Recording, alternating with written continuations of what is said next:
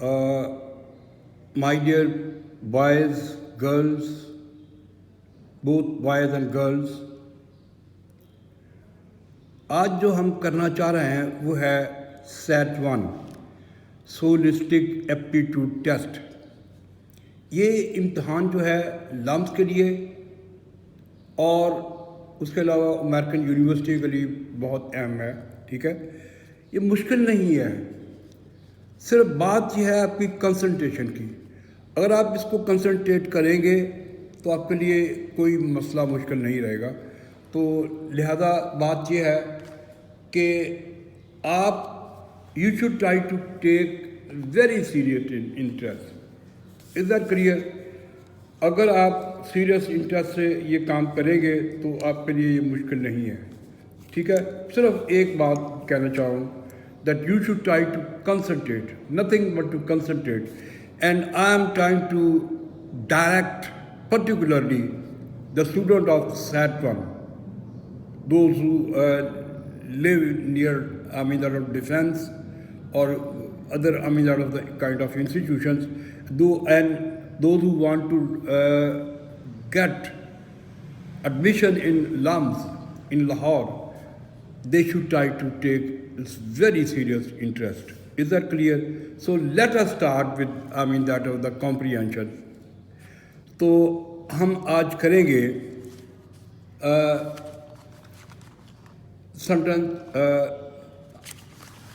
one thing is quite clear that आज हम करेंगे रीडिंग सेक्शन का। Is that clear? आज हम जो करेंगे वो है हमारा reading section.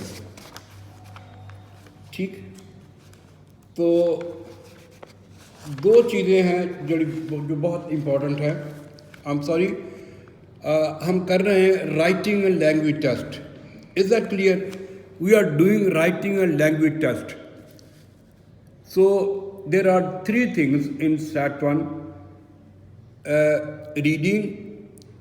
reading test, writing and language test, and essay writing.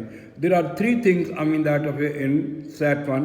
मैं दोबारा बात कह दूँ, ये पहला है रीडिंग टेस्ट, ठीक है, फिर राइटिंग टेस्ट और उसके बाद फिर एक ऐसे राइटिंग है। ऐसे राइटिंग थोड़ा सा डिफरेंट है, पहले जो आप किया करते थे उससे ये काफ़ी फ़र्क है, तो वो भी हम करेंगे। तो चलें आज फिर हम करेंगे राइटिंग एंड लैंग्वेज टेस्ट। ठीक हो गया?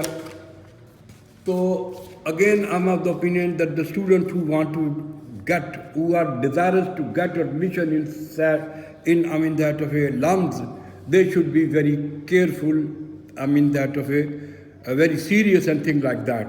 तो चलें फिर हम करते हैं। ये हमारा पैसेज है, brother can you spare a dime. Dime, ठीक है, डाइम जैसे इंग्लिश में कहते हैं US डॉलर को, कॉइन है, ये US कॉइन है और डॉलर भी कहते हैं। चले फिर हम करते हैं इसको।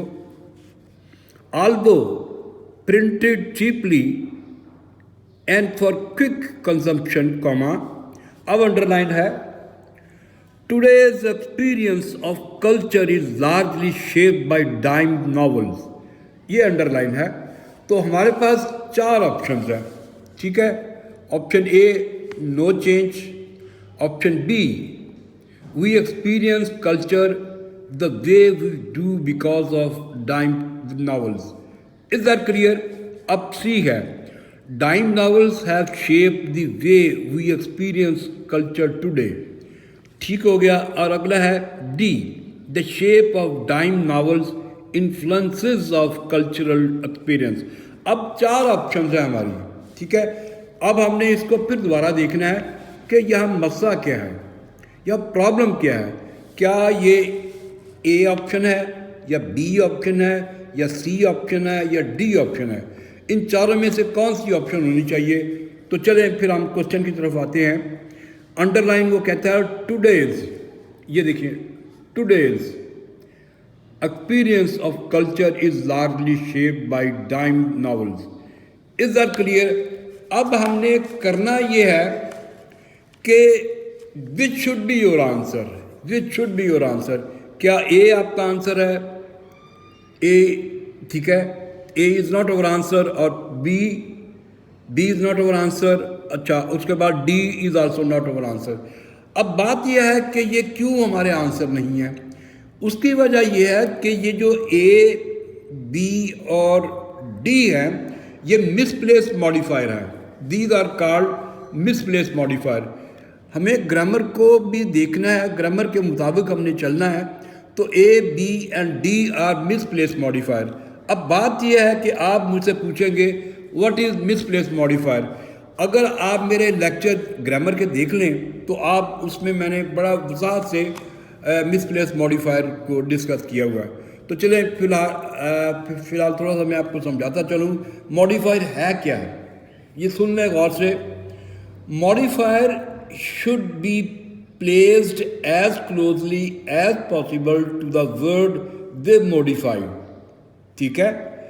This is true whether the modifier is a single word, a phrase or a clause. ये बातें याद रखने वाली हैं, यानी कि मॉडिफायर होता क्या है। इसमें मॉडिफिकेशन का प्रॉब्लम है। Again I am of the opinion modifier should be placed as closely as possible to the word they modify. This is true whether the modifier is a single word, a phrase or a clause. या single word भी हो सकता है, a phrase भी हो सकता है और clause भी हो सकता है। ठीक है, मैं इसकी एक एग्जांपल बताने से पहले मैं आपको बता दूं कि इसका आंसर क्या है। इसका आंसर बनेगा वह सी। Dime novels have shaped the way we experience culture today. ठीक है, मिसाल मैं बाद में आपको बताऊंगा, तो ये गौर से सुन लीजिएगा। सी इसका आंसर है। Dime novels have shaped the way we experience culture today. अब ये क्यों आंसर है, ए, बी और डी क्यों नहीं? बात तो ये है, बात ये है कि जब हम सी को देखते हैं तो सी ने क्या किया है। She tried to use phrases as concise as possible, पहली बात। और दूसरी बात क्या है, इसमें दूसरी बात जो ये है कि अगर आप देखिएगा इसमें मिसप्लेस्ड मॉडिफायर को ख़त्म कर दिया गया है। ठीक है, यानी मिसाल के तौर पर हम कहते हैं so the word dime novel need to be placed immediately next to that modified phrase. यानी ये जो डाइम है हमने उसी जगह पर लगाया जहाँ ये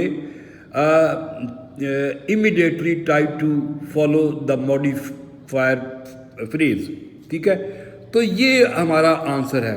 again I would like to repeat, I mean that of this thing, ये मिसप्लेस्ड मॉडिफायर को ख़त्म करता है। क्यों? दो चीज़ें हैं, बात याद रखिएगा। पहली बात है phrases are as concise as possible, पहली बात। दूसरी बात है ये जो नॉवल है, द वर्ड डाइम नॉवल, ठीक है, need to be place immediately next to that modified phrase. यानी ये जो है ये मॉडिफायर के नज़दीक है, लिहाजा C is our answer, C should be our answer. इसकी मैं मिसाल आपको एक दे देता हूँ, आप गौर से सुनिएगा। मैं इनकरेक्ट मॉडिफायर बोलता हूँ। I bought a piano from an old lady with intricate carving, ये मिसप्लेस मॉडिफायर है।